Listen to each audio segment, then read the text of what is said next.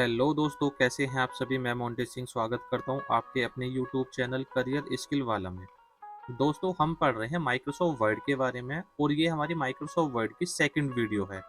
और आज इस सेकंड वीडियो में हम जानने वाले हैं फ़ॉन्ट ग्रुप के बारे में कि माइक्रोसॉफ्ट वर्ड के अंदर जो हमारा एक फ़ॉन्ट ग्रुप होता है उसके अंदर जितने भी फंक्शंस हमारे आते हैं, अगर हमको अपने फ़ॉन्ट का स्टाइल चेंज करना है, फ़ॉन्ट का साइज़ चेंज करना है, क्लियर फॉर्मेटिंग करना है, बोल्ड करना है, इटैलिक करना, अंडरलाइन करना है, या फिर हमको अलग-अलग केसेस इसके अंदर यूज़ करने हैं।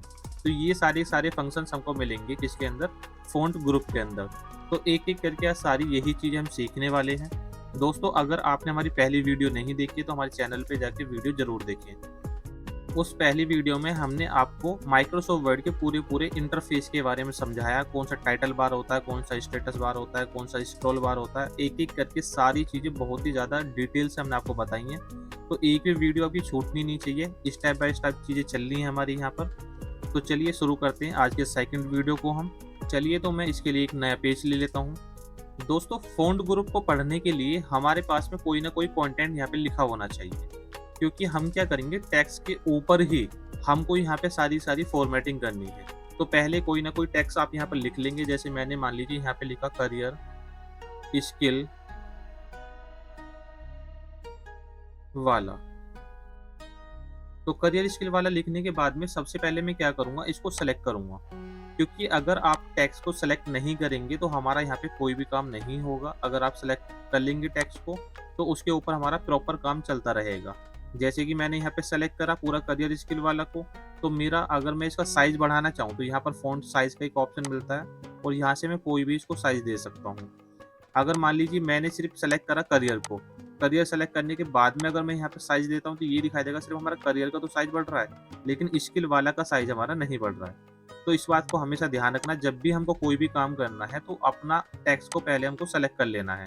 तो मैंने टेक्स्ट को यहाँ पे सेलेक्ट कर लिया और अब मैं प्रॉपर जो भी साइज़ इसको देना चाह रहा हूँ कि मुझको 36 साइज़ देना है या 48 साइज़ देना है या फिर 72 देना है, इस तरीके से हम कोई भी साइज़ दे सकते हैं। इसमें हमेशा ध्यान रखना, कम से कम आप 1 साइज़ कर सकते हैं इसका। तो ये दिखाई देगा आपको कितना छोटा हो गया है यहाँ पर, जहाँ मेरा कर्सर दिखाई दे रहा है आपको, यहाँ पर आपको नज़र भी नहीं आ रहा कि हमारा लिखा हुआ क्या है। और मैक्सिमम आप यहाँ पे 1638 साइज़ कर सकते हैं। कितना कर सकते हैं? 1638। जैसे ही मैं एंटर प्रेस करूँगा तो यहाँ पे इतना बड़ा हो जाएगा कि हमको टेक्स्ट दिखाई दे रहा है कि हमारा बहुत ही बड़ा हो गया और प्रॉपर तरीके से नज़र भी नहीं आ रहा कि कहाँ-कहाँ पे जाके वो लिखा गया हमारा। अगर मैं 1638 से ज़्यादा कोई भी साइज़ देता हूँ, जैसे मान लो मैंने 1639 दे दिया और एंटर प्रेस करता हूँ, तो यहाँ पर एक पॉपअप नज़र आएगा, आपको दिखाई दे रहा है और ये कह रहा है कि आप इसके अंदर जो नंबर डाल सकते हैं 1 से लेके 1638 तक डाल सकते हैं।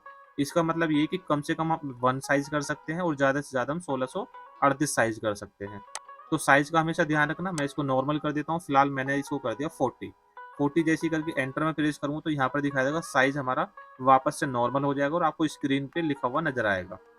इसके बाद में एक तो हमने यहाँ से साइज़ देख ली कि या तो आप यहाँ पर क्लिक करेंगे अपने एरो पे और यहाँ से कोई भी एक साइज़ दे देंगे, या फिर डायरेक्टली आप यहाँ से क्या करेंगे, इसी के ऊपर जाएँगे और इसमें कोई भी नंबर टाइप कीजिए जितना आपको साइज़ बड़ा करना है और साइज़ वो बड़ा होके आ जाएगा। बस आपका साइज़ 1638 से कम का होना चाहिए। इस चीज़ का हमेशा ध्यान रखना हमको। इसके बाद में साइड में जाएँगे तो यहाँ पर आपको दिखाई देगा एक ए यहाँ बना हुआ है, एक ए यहाँ बना हुआ है। एक में हमारा ऊपर की साइड को एरो बना हुआ है, एक में हमारा नीचे की साइड को एरो बना हुआ है। जिसमें ऊपर की साइड को एरो बनना है उससे क्या होता है, हमारा साइज़ बड़ा होता है।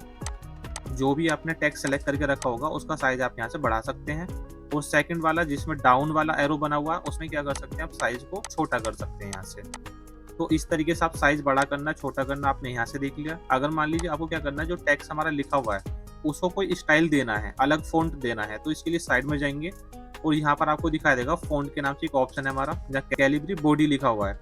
तो इसी के साइड में एक हमारा दिखाई देगा एरो, इसके ऊपर क्लिक करेंगे और क्लिक करने के बाद यहाँ पर डिफरेंट स्टाइल्स आपको देखने के लिए मिल जाएँगी।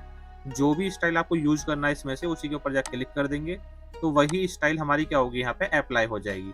तो ये दिखाई देगा आपको करियर स्किल वाला को हमने एक अलग ही स्टाइल दे दिया है, जो कि हमारी काफ़ी बेहतर नज़र आ रही है, अच्छी नज़र आ रही है। तो इसी तरीके से आप कोई भी स्टाइल यहाँ पे अप्लाई कर सकते हैं। पूरे इसको सेलेक्ट करेंगे अपने टेक्स्ट को, वापस किसी और भी उस पे जाना अपना स्टाइल पे, तो हम वापस से किसी भी स्टाइल पे जाके वहाँ पे क्लिक करेंगे तो सेम वैसा ही स्टाइल हमारा यहाँ पर आ जाएगा ये। देन इसके बाद में दोस्तों नीचे चलेंगे तो यहाँ पर एक ऑप्शन मिलता है फिर हमको बोल्ड का। बोल्ड पे जाएँगे, जैसे बोल्ड पे मैं क्लिक करूँ तो यहाँ पर दिखाई देगा हमारा अभी कोई काम नहीं हो रहा है, क्योंकि कुछ स्टाइल में क्या होता है कि बोल्ड वाला वर्क हमारा नहीं करता है। तो इसके लिए अगर वापस से मान लीजिए जैसे मैंने कैलिबरी पे सेलेक्ट कर लिया और कैलिबरी पे सेलेक्ट करने के बाद तब मैं बोल्ड पे क्लिक करता हूँ, यहाँ पर दिखाई देगा आपका टेक्स्ट थोड़ा-सा डार्क हो जाएगा और भी। अब जैसे ही मैंने वापस इसी पे क्लिक करा तो हट गया हमारा, वापस मैं क्लिक कर रहा हूँ तो फिर से हमारा बोल्ड हो गया। बोल्ड मतलब थोड़ा-सा डार्क हो जाता है, जैसे ही मैं इसके ऊपर क्लिक कर रहा हूँ तो आपको नज़र आ रहा होगा हमारा यहाँ से ये, तो हमारे यहाँ से बोल्ड होने पे थोड़ा डार्क हो रहा है और वापस से बोल्ड को हटा रहा हूँ तो वापस से यहाँ पे हमारा नॉर्मल टेक्स्ट हो रहा है।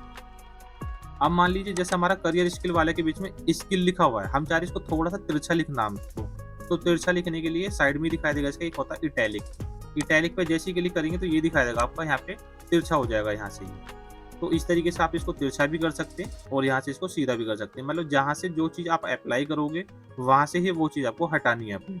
ये हमेशा हमको ध्यान रखना है।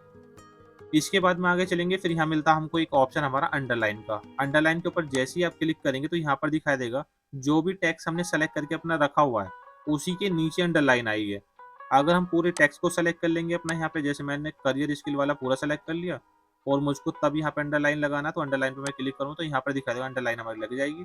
और अगर अंडरलाइन को वापस आपको हटाना है, तो हटाने के लिए भी उसी के ऊपर आपको क्लिक करना है। तो यहाँ पर दिखाई देगा आपको दोनों काम एक ही चीज़ से होते हैं, हटाना भी उसी से है और लगाना वहाँ से ही है हमको।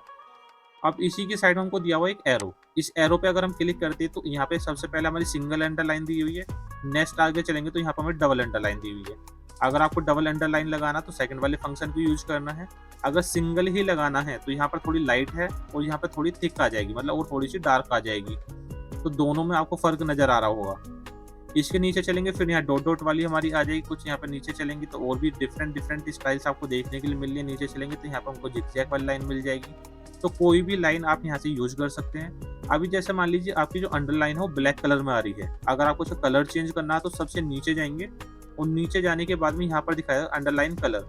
अंडरलाइन कलर पे क्लिक करने के बाद में यहाँ पर साइड में आपको कलर्स मिल जाते हैं, तो जिस भी कलर में अपनी अंडरलाइन को आप रखना चाह रहे हैं उसी कलर में आप यहाँ पे इसको सेट कर सकते हैं। उसी के ऊपर जाकर क्लिक करना है। जैसे मान लो मुझको येलो चाहिए तो मैंने येलो के ऊपर क्लिक करा तो यहाँ पर दिखाई देगा आपको अंडरलाइन येलो हो जाएगा। अगर आपको मान लीजिए हटाना वापस से इसी को, तो इसी के ऊपर क्लिक कर दो, अंदर जाने की जरूरत नहीं है। जैसे यहाँ क्लिक करेंगे तो वापस यहाँ से हमारा हट जाएगा ये।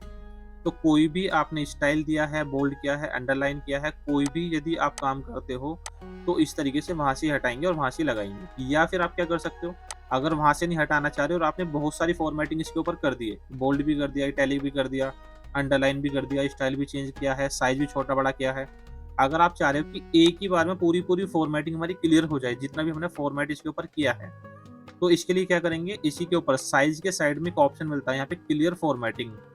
क्लियर फॉर्मेटिंग के ऊपर जाएंगे और वहां पे जाने के बाद हम क्लिक कर देंगे उसी के ऊपर, तो ये दिखाई देगा जैसा हमने स्टार्टिंग में लिखा था बिल्कुल वैसा ही यहाँ पे टेक्स्ट हमारा हो गया है। ठीक है, अब हम आगे बढ़ते हैं। इसके बाद में नेक्स्ट आगे बढ़ेंगे तो फिर एक ऑप्शन मिलता है हमको यहाँ पे, ये होता है स्ट्राइक थ्रू। इसमें क्या काम होता है, जो भी हमारा टेक्स्ट यहाँ पे लिखा हुआ, वापस थोड़ा साइज में बड़ा कर लेता हूँ जिससे अच्छे से दिखता रहे आपको। अब इस पूरे टेक्स्ट को मैंने सेलेक्ट करा, अगर मैं मान लीजिए जो स्किल लिखा हुआ है इसके अंदर, इसको मैं यहाँ से कट करना चाह रहा हूँ, ये वाला जो लिखा हुआ है इसको मैं कट करना चाह रहा हूँ। यहाँ पे कट का मतलब है कि इसके बीच में एक लाइन आ जाएगी। जैसे हम अंडरलाइन यूज करते हैं तो अंडरलाइन में क्या होता है, नीचे लाइन आती है हमारी। अगर हम स्ट्राइक थ्रू पे क्लिक करते हैं तो यहाँ पर दिखाई देगा आपको इसके बीच में एक लाइन बन के आएगी। तो दोनों में से जो भी आपको चाहिए, अगर मान लो कट वाली चाहिए तो स्ट्राइक थ्रू पे क्लिक करना है, अगर इसके नीचे लाइन चाहिए तो आपको अंडरलाइन के ऊपर क्लिक करना है।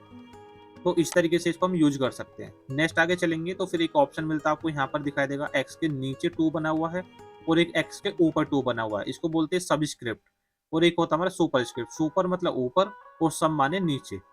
अब जैसे मान लीजिए हमने क्या लिखा, हमने लिखा H2O और दूसरा हमने लिखा A2 + B2। अब यहाँ पे लिखने के बाद में हमारा जो 2 है, हम मान लीजिए इसको पानी का सूत्र जो हमारा H2O होता है वो लिखना चाह रहे हैं, तो हमारा क्या है, जो 2 है ये हमारा हल्का सा नीचे होना चाहिए।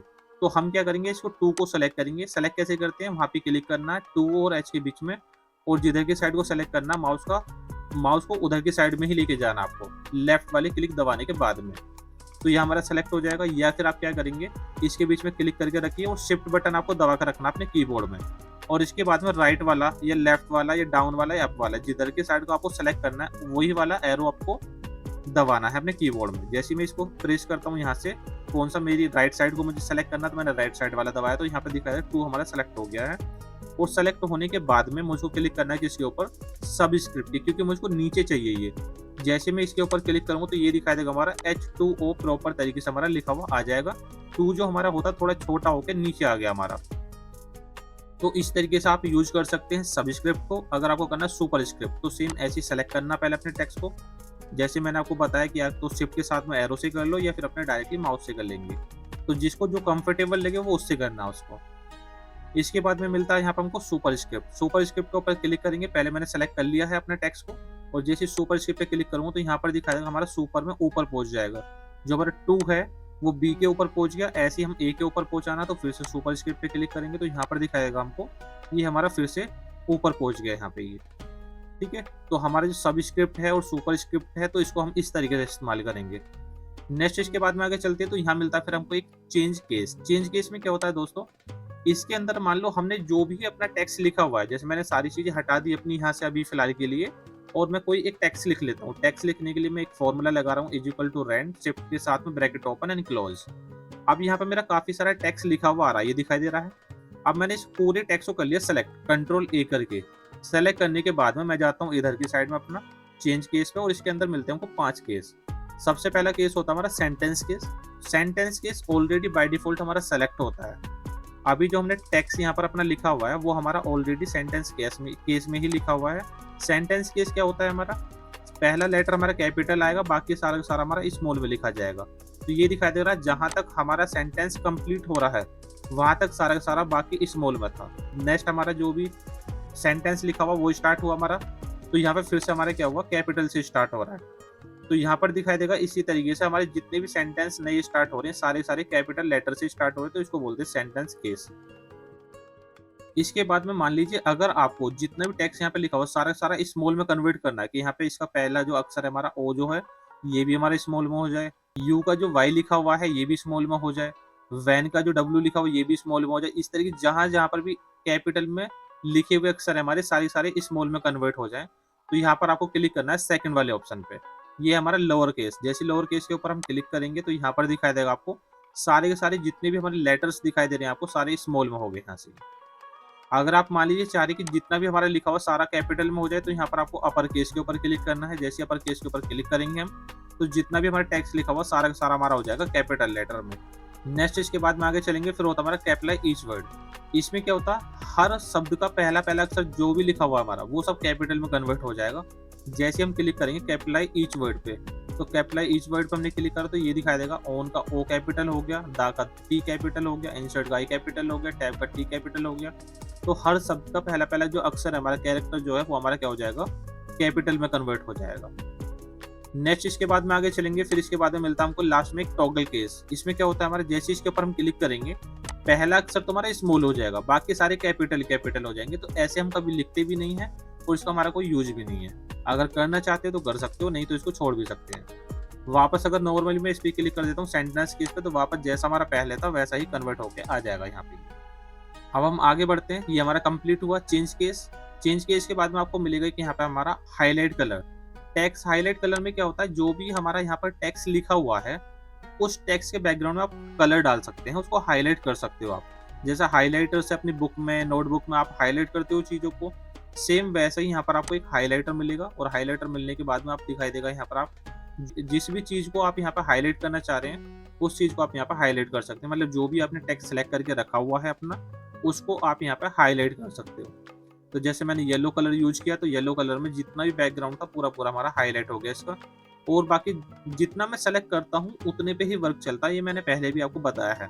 ठीक है, अब इसके बाद में नेक्स्ट आगे बढ़ते हैं। जैसे मान लीजिए हमने नेक्स्ट वाला पैराग्राफ अपना सेलेक्ट करा है, यहाँ से सेलेक्ट करने के बाद नेक्स्ट एक कलर मिलता है आपको यहाँ पे फ़ॉन्ट कलर। फ़ॉन्ट कलर में क्या होता है हमारा जो हमारा टेक्स्ट लिखा हुआ फ़ॉन्ट लिखा हुआ उसको सिर्फ कलर मिलेगा हमारा यहाँ पे। अब की बार बैकग्राउंड कलर नहीं मिलेगा। पहले वाले में क्या था, जो हाईलाइट वाला होता है उसके बैकग्राउंड कलर दिया जाता है और जो हमारा फ़ॉन्ट कलर होता है उसमें हमारे फ़ॉन्ट को कलर दिया जाता है। तो फ़ॉन्ट वाले जितने भी फंक्शंस थे एक एक करके मैंने सारी चीज़ आपको बता दी कि स्टाइल कैसे चेंज करना है, साइज छोटा बड़ा कैसे करना है, क्लियर फॉर्मेटिंग कैसे करना है, बोल्ड इटैलिक अंडरलाइन कैसे करना है, सब स्क्रिप्ट कैसे करना है, सुपर स्क्रिप्ट कैसे करना है, स्ट्राइक थ्रू कैसे लगाना था हमको, अपना चेंज कीज क्या होते हैं, हाईलाइट कलर क्या है, फ़ॉन्ट कलर क्या है। तो जो भी हमारे फ़ॉन्ट के अंतर्गत जितने भी फंक्शंस हमारे थे, जितने भी इससे रिलेटेड फंक्शंस थे, सारे के सारे मैंने आपको यहाँ पे एक्सप्लेन करे हैं। अगर वीडियो दोस्तों अच्छी लगे तो वीडियो को लाइक करना, शेयर करना, कमेंट करना और हमारे चैनल को सब्सक्राइब करना ना भूलना।